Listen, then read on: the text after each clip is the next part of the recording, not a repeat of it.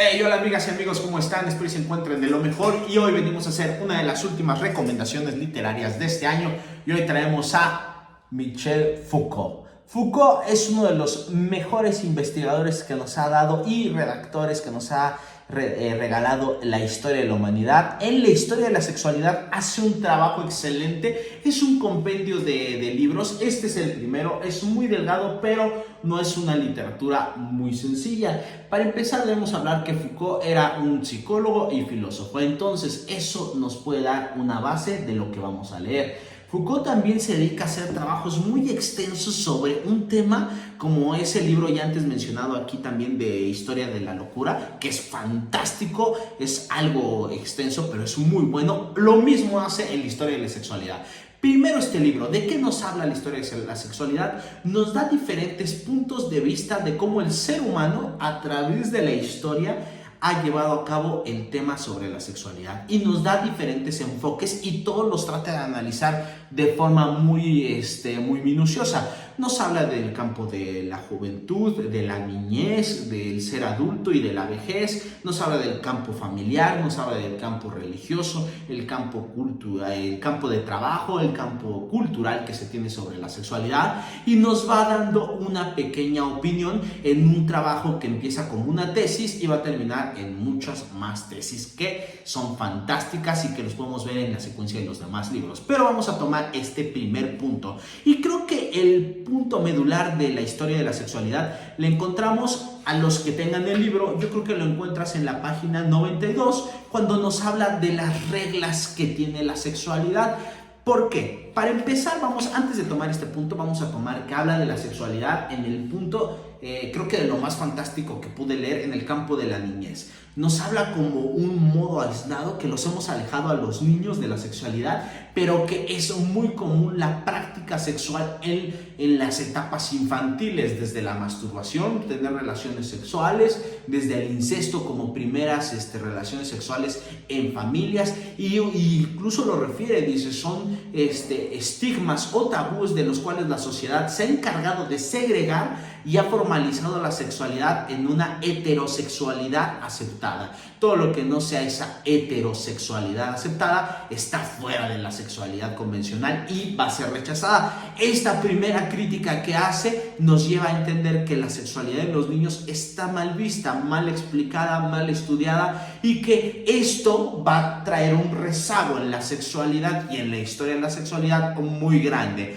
y que al excluirla en el comportamiento, en la educación sexual, en un modo de vida, llevamos a que esto siga siendo un mito, un estigma, que pasen series de atrocidades, que ahora lo podemos ver, enfermedades sexuales, incesto, violaciones, abuso sexual, por una mala enseñanza sobre educación sexual. Creo que la historia de la sexualidad podría ser muy crudo. Incluso una de las críticas más fuertes que se hace sobre este libro es sobre tal vez, hablaban sobre iniciar a la sexualidad a los niños, el incesto, pero no es así. Considero que Foucault te habla desde lejos de los tabúes y no motivar a un niño a tener relaciones sexuales con adultos o a un niño de 10 y 9 años a tener relaciones. Muy por el contrario, lo hace como un método de estudio donde analiza la sexualidad infantil, que también es un hecho que sucede como un científico. Sucede y necesito estudiarlo.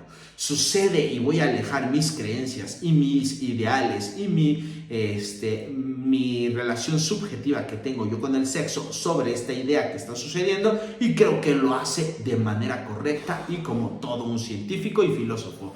Entonces partimos de ahí y realiza ciertas reglas que son impresionantes y a mí me agradaron y espero que te agraden. La primera regla de inmanescencia.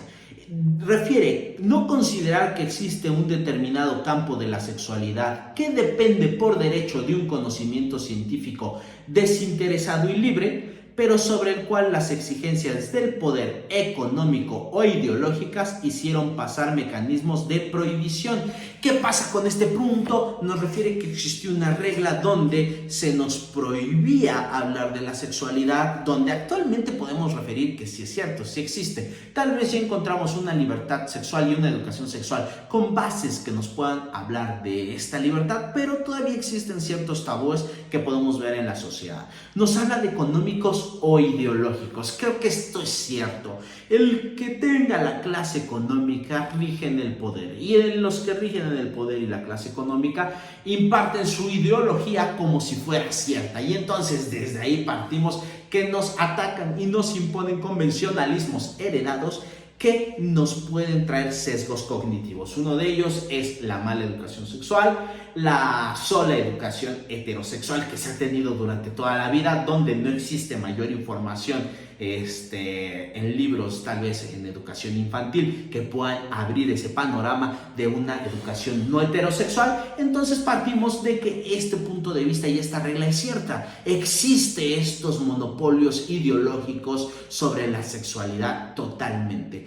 Romperlos, creo que esto es una tarea ardua que se da a través del estudio de la sexualidad y ahora de una tal vez nueva educación sexual. Otra regla es regla de las variaciones continuas. Esto es importante. Refiere no buscar quién posee el poder en el orden de la sexualidad: los hombres, los adultos, los padres o los médicos. ¿Y a quién le falta? A las mujeres, las adolescentes o adolescentes, las niñas y los niños, los enfermos, ni quién tiene el derecho de saber y quién está mantenido por la fuerza en la ignorancia. Aquí es importante, existe un poder económico e ideológico que imponen estas reglas de la sexualidad, y el saber ideológico se le ha dado a algunos cuantos, como los hombres, como los adultos, los padres y los médicos. Es decir, solamente este grupo de personas son los que saben de sexualidad. Esta ideología nos ha llevado a un sesgo cognitivo muy grande, a discriminar, a segregar al ser en su ser, dirían por ahí los filósofos griegos, al ser en su ser. Es decir, no importa si eres mujer, hombre, niña, niño, adolescente, enfermo, adulto, todos tenemos derecho a saber sobre nuestra sexualidad, y el continuar con esta regla de estudio como científico te va a ayudar a dar un panorama muy grande. El hecho de que no se quiera hablar de la sexualidad no quiere decir que con eso podamos desaparecerla. Suceden actos sexuales, analizarlos y estudiarlos para tener una mejor educación sexual nos va a llevar a tener mayor información. Que tener mayor información, pues es lógico, vas a tener mucho más poder. Esto es impresionante. Otra regla de las que me parecieron muy interesantes es la regla de la polivalencia táctica de los discursos. Este es importante. Refiere, más precisamente, no hay que imaginar un universo del discurso dividido entre el discurso aceptado y el discurso excluido, o entre el discurso dominante y el dominado, sino como una multiplicidad de elementos discursivos que pueden actuar en estrategias diferentes. Esto es totalmente cierto. El hecho de que hemos establecido que es blanco o negro en el discurso y solamente sean situaciones aceptadas, y esto sucede en todos los ramos científicos y en el derecho, es más absurdo de lo que podría parecer.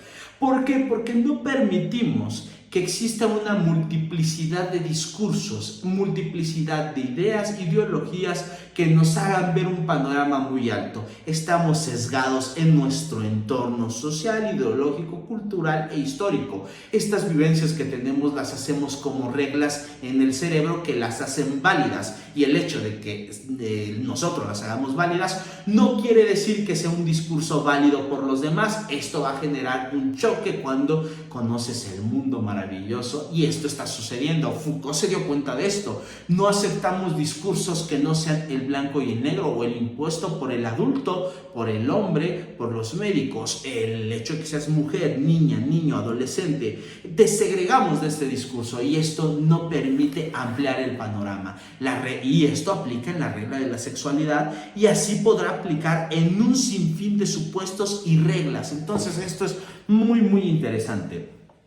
Ahora, pasamos al campo. Esto es importante porque Foucault ya lo lleva a una práctica de cómo analiza la sociedad, cómo ve la historia de la sexualidad en todo su entorno. Esto es muy, muy bueno. Y refiere, no hay que describir la sexualidad como un impulso reacio, extraño por naturaleza e indócil por necesidad a un poder que, por su lado, se encarniza en someterla y a menudo fracasa en su intento de dominar por completo. La sexualidad aparece más bien como una vía de paso para las relaciones de poder, particularmente densa, entre hombres y mujeres, jóvenes y viejos, padres e hijos, educadores y alumnos, sacerdotes y laicos, gobierno y población.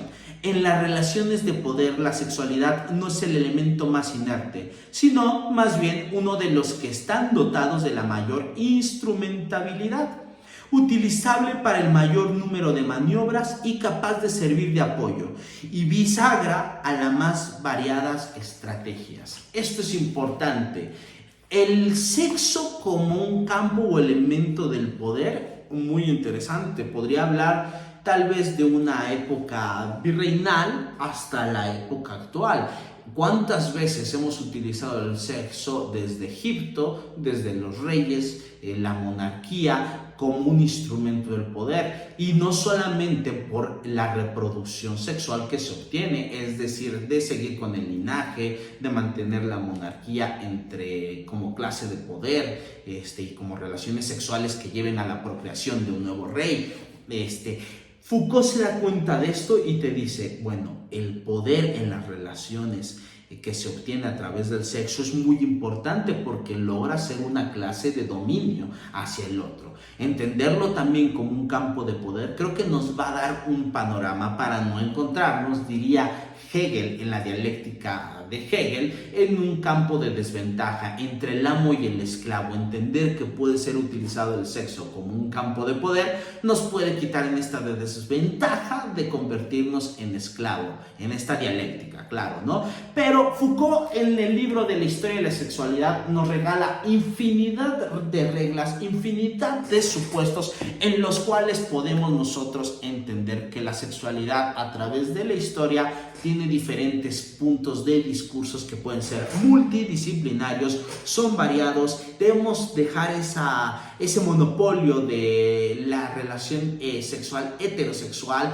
Estamos abiertos a infinidad de relaciones sexuales, infinidad de supuestos ideológicos, culturales e históricos, y trazar esas líneas que no sean continuas nos va a llevar a seguir teniendo esta clase de sexualidad como la abejita, como no te toques ahí, etc. Esa sexualidad que no nos ha llevado a nada. Entonces Foucault te regala en la historia de la sexualidad una gran obra de arte, una tesis muy, muy poderosa, un mensaje muy fuerte, y que iremos analizando en sus siguientes obras de la historia de la sexualidad, en su tomo 2 y en su tomo 3.